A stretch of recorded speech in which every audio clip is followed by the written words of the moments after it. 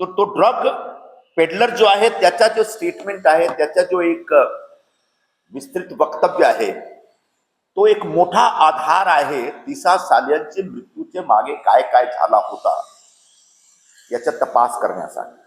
आणि मालवणी पोलीसची जबाबदारी होती की याच्यावर एक विस्तृत चौकसी त्यांच्याकडून झाला पाहिजे होता, पण त्यांनी केलं नाही.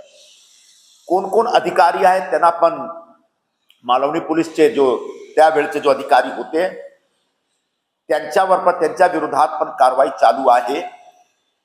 त्यांच्याकडून पण जाब विचारणार. पण आता जे काही अधिकारी तिकडे आहेत त्यांच्याकडे हा केस पोहोचला आहे आणि मला असं वाटतो की लवकरात लवकर चौकशी सुरू झाल्यानंतर, FIR रजिस्टर झाल्यानंतर आदित्य ठाकरेची अटक पण होऊ शकतो. आणि आदित्य ठाकरेचं नवीन नाव म्हणजे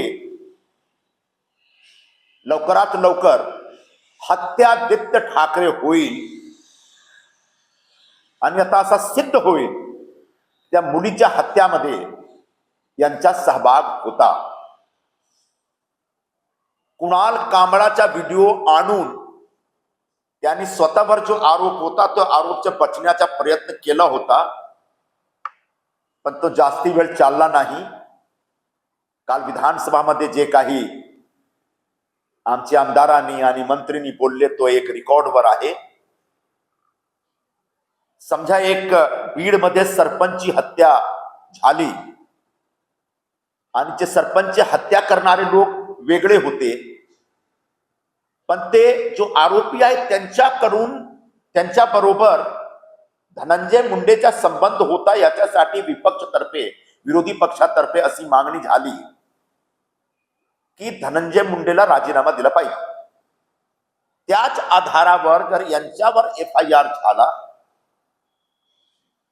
आणि यांच्या नाव आला हत्याच्या प्रकरणात, तो नैतिकताच्या आधारावर हत्यादित्य ठाकरेला पण राजीनामा दिला पाहिजे.